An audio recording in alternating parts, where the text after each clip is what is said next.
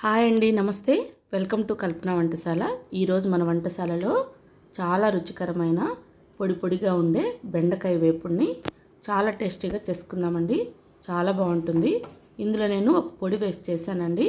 ఆ పొడి వల్ల ఈ బెండకాయ వేపుడు ఇంకా రుచిగా ఉంటుంది. మరి ఈ బెండకాయ వేపుడిని తయారు చేసుకొని వేడి అన్నంలోకి కానీ పచ్చళ్ళు, రసం, పప్పు అలా చేసుకొని సైడ్ డిష్గా తినేద్దామండి. చాలా బాగుంటుంది. మరి ఈ బెండకాయ వేపుడికి 1/2 కిలో బెండకాయలు తీసుకొని ఈ విధంగా కట్ చేసేసుకొని పెట్టుకోవాలి. పెనం పెట్టుకొని వేడి చేసుకున్న తర్వాత ఇందులో ఒక 3 టీ స్పూన్లు నూనె వేసుకొని ఇందులో 1/2 టీ స్పూన్ ఆవాలు వేసుకోవాలి. అలాగే మినపప్పు కూడా 1/2 టీ స్పూన్ వేసుకోవాలి. కొద్దిగా కరివేపాకుని ఇప్పుడే వేసేసుకుందాము.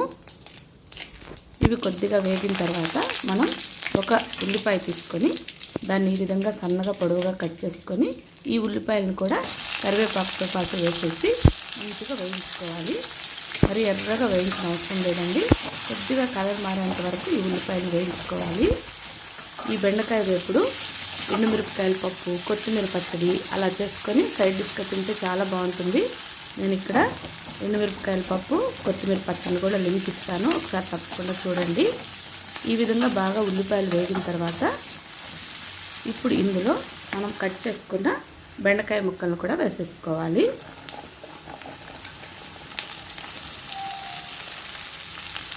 ఇప్పుడు ఇందులో 1/2 టీ స్పూన్ ఉప్పు, 1/2 టీ స్పూన్ పసుపు వేసుకొని ఈ పసుపు, ఉప్పు బెండకాయ ముక్కలకు పట్టే విధంగా బాగా కలుపుకుంటూ మొత్తం కలుపుకోవాలి.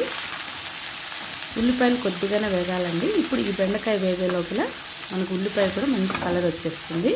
సో మనం బెండకాయల్ని ఉల్లిపాయ ముక్కలతో పాటు వేయించుకోవాలి. అంతా బాగా కలిపేసిన తర్వాత మూత పెట్టేసి ఒక 2-3 నిమిషాలు మనం సన్న మంట మీద బెండకాయని మగ్గించుకున్నామంటే ఇందులో జిగురు అనేది తగ్గిపోతుందండి. సో మనం ఇప్పుడు మూత పెట్టేసి ఈ బెండకాయ ముక్కల్ని మగ్గనిద్దాము. మధ్యలో మూత తీసి బెండకాయ ముక్కల్ని కలుపుకుంటూ ఉండాలండి, లేదంటే అడుగంటిపోయి మాడిపోతుంది.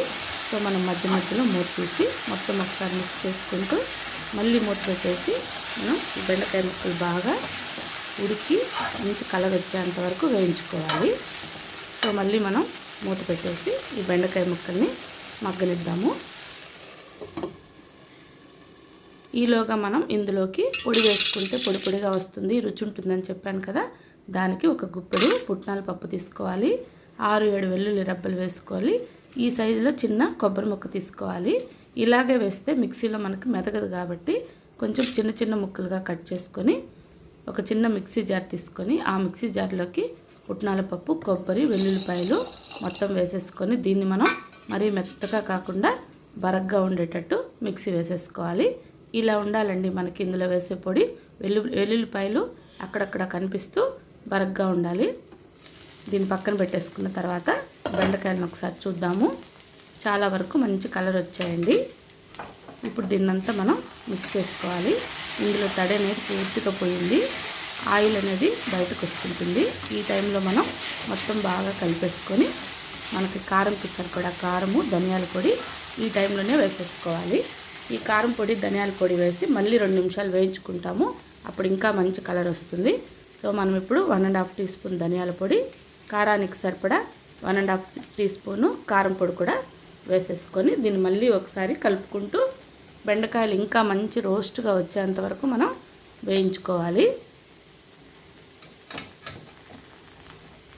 సన్న మంట మీద వేయించుకోవాలండి ఎప్పుడు కూడా మనం పొళ్ళు వేసుకున్నప్పుడు.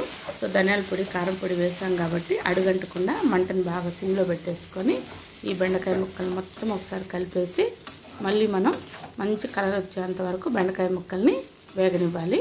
ఒక 2 నిమిషాలు మనం సన్న మంట మీద వేయించుకుంటే బెండకాయ మంచిగా రోస్ట్గా వస్తుంది. తర్వాత మంచి టేస్ట్ కూడా ఉంటుందండి. సో మనం మూత పెట్టేసి మరో 2 నిమిషాలు దీన్ని మగ్గనిద్దాము. అంతే అండి, మూత తీసేసి ఫైనల్గా ఒకసారి బాగా కలిపేసుకొని ఈ టైంలో మనం తయారు చేసుకున్న పొడి ఉంది కదా, పుట్నాల పప్పు, కొబ్బరి, వెల్లుల్లి వేసి బరగ్గా పొడి చేసి పెట్టుకున్నాం కదా, ఆ పొడిని ఈ టైంలో మనం మిక్స్ చేసుకోవాలి. పొడి వేసిన తర్వాత ఎక్కువ వేగన అవసరం లేదండి.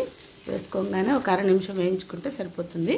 సో మనం ఇప్పుడు మిక్సీ పట్టుకున్న పొడి ఇందులో వేసేసుకొని మొత్తం ఒకసారి ఈ పొడంతా కలిసే విధంగా కలుపుకుందాము.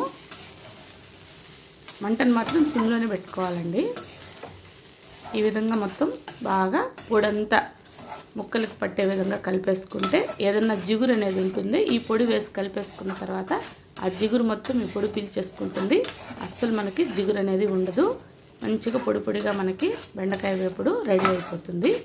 అంతే అండి. ఈ విధంగా మొత్తం వేసి పొడంతా బాగా కలిపేసుకున్నామంటే మనకి బెండకాయ వేపుడు రెడీ అయిపోయినట్టే. అయితే చివరిలో మనం పొడి వేసాం కదా, ఉప్పు ఒకసారి చూసుకోవాలి. ఉప్పు కారం రెండు చూసి సరిపోకపోతే ఫైనల్గా ఈ టైంలో కొద్దిగా వేసుకోవాలి.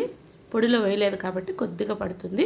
ఆ పొడి వరకు కొద్దిగా సాల్టు, అలాగే కారం కొంచెం తక్కువైంది, కొంచెం కారం కూడా వేసేసుకొని మొత్తం దీన్ని ఒకసారి మిక్స్ చేసుకొని ఒక అర నిమిషం మొత్తం కలిపేసుకొని మనకి బెండకాయ వేపుడిని స్టవ్ ఆఫ్ చేసేసుకుంటే మంచి రుచికరమైన పొడి పొడిగా ఉండే బెండకాయ వేపుడు రెడీ అయిపోయినట్లే. చాలా బాగుంటుందండి. వేడి వేడి అన్నంలోకి ఇలాగే కలుపుకొని తినచ్చు. పప్పు, చారు, పచ్చళ్ళు చేసుకొని సైడ్ డిష్గా కూడా తినచ్చు. సూపర్గా ఉంటుందండి.